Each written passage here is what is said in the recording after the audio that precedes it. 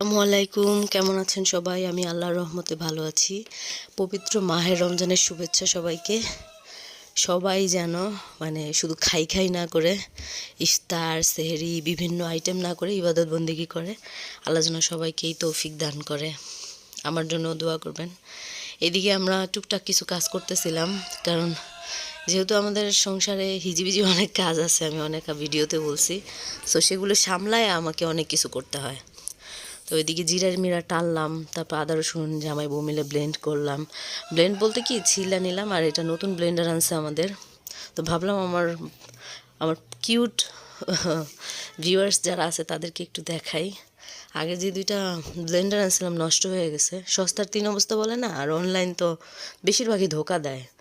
ওইগুলো অনলাইন থেকেই কিনছিলাম, তো অনেক বড় একটা ডস খাইছি। এই দুর্মূল্যের বাজারে আবারও আমাদের এটা কিনতে হয়েছে। জানেনই তো মধ্যবিত্তের একবার লস হলে তারপর আবার কিনতে হলে কী পরিমাণে একটা প্রেশার পড়ে। তো উনি এসব বলতেছিল, আর এদিকে হয়েছে কি, আদা রসুন ব্লেন্ডার করার সময় বাপ বেটা মিলে একদম ঝামেলা লেগে গেছে। ছেলে এটা চালু করে রাখছে, ওর বাবা জানে না। তো ক্লিক করার সাথে সাথেই একদম পুরা চোখ মুখ আদা রসুনে ভরে গেছে, কী একটা অবস্থা। আর আমি একটু আগে আপনাদের যে মশলাটা দেখাইলাম না, এটা হচ্ছে আমার মা তার মেজুমন থেকে শিখছে। সত্যি আপনারা যদি বানায় নেন একবার, এখানে পাঁচফোড়ন থাকে, চাল ভাজা থাকে, আর জিরা থাকে। তো সেগুলি একসাথে আপনি যে কোনো আবার থাকবে শুকনো মরিচ। ঝাল যদি বেশি খান তো বেশি দিবেন, আর যদি কম খান তো কম দিবেন। তো আমরা একটু কমই খাই। তো এগুলো আমার একটা গ্রাইন্ডার আছে ছোট, ওটা দিয়ে গ্রাইন্ড করে নিছিলাম। তারপরে একটা কাচের জারে রাইখা দিলে অনেক দিন ভালো থাকে।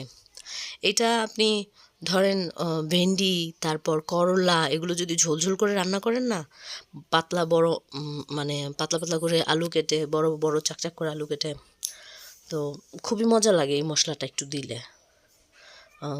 আর করলা ভেন্ডি এগুলো ঝোল করতে গেলে না, একটু পাতলা মাছের পিচ করে ওটা তেল তেলওয়ালা মাছ দিয়ে রান্না করলে অনেক মজা লাগে। আর এদিকে জিরা টাইলা নিছিলাম, সেগুলি আবার একটা বক্সে কাচের জারে রাখা দিলাম। ওইটা আমি আবার দেখায় ফেলছি, সরি মাফ করবেন।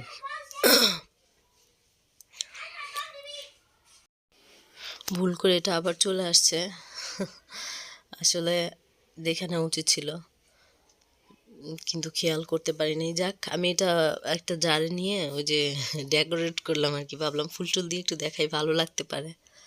রমজান মাস, তারপর আবার শরীর অতটা ভালো নাই। টুকিটাকি যা করার চেষ্টা করি সেটা নিজের জন্যই আর কি, যাতে কাজগুলি সহজ হয়, ভালো লাগে। আর এদিকে আমি কি করছি, এই যে বেগুনি আলুর চপ বানানোর জন্য যে একটা বেসন মিক্স তৈরি করে, ওইটা করে নিয়েছিলাম। ওখানে তো জানেনই সবাই বেসন মিক্স কিভাবে তৈরি করে, কারণ আপনারা বেগুনি আলুর চপ বানানোর আগে যেটা দিয়ে মিক্স করেন ওইটাই। এদিকে গরম মশলা একটু ব্লেন্ড করে নিলাম। আর এই যে ভোর রাতে আমাদের কাঙ্ক্ষিত সময়, তখন আমরা উঠছিলাম। তো উঠার আল্লাহর কাছে অনেক শুকরিয়া আদায় করতেছিলাম, সহি সালামতে উঠছি। যাক, পুরো রোজাটা যেন রাখতে পারি। আর আমাদের ইফতার সেহরির টাইমে আমরা খুব বেশি খাইতে পারি না, তো বেশি কিছু এখানে আনি নাই। আমরা যে পাবদা মাছ, নিজের গাছের সিম সিমের বিচি দিয়ে রান্না করছি, আর বোম্বাই মরিচ দিয়ে রান্না করছিলাম, এত টেস্ট হয়েছে। তো আমার জামাইরে জিজ্ঞেস করলাম যে কেমন লাগছে বলেন তো। উনি আমার বলে কি অনেক ভাল লাগতেছে, প্রথম রোজা। আর দেখেন আমাদের দেশের ব্যবসায়ীরা, রোজার দিনেই তাদের ব্যবসা করা লাগবে, এই কয়টা ফল 700 টাকা নিছে। কোথায় রোজা রমজানের দিন দাম একটু কমায় রাখবে, তা না করে রোজা রমজানের দিনই এসবের দাম বাড়ায় রাখে। যাক, আল্লাহ তাদেরকে হেদায়েত দান করুক, তাদের সঠিক বুঝ দান করুক, শহীদ বুঝ দান করুক, এটাই দোয়া করি। আর শেষে ফজরের নামাজ টামাজ পড়ে আমরা শুইতে গেলাম। শুইতে গিয়ে দেখি আমাদের যে ছোট্ট টুকটুকিটা সে উঠে গেছে। পরের দিন পরের দিন বলতে আজকে সকালবেলা এই যে আমাদের যে পেঁয়াজু মিক্স, ওইটা আমি তৈরি করে রাখছি। অনেকে তো শুকনা রাখে, আমি এইভাবেই রাখছি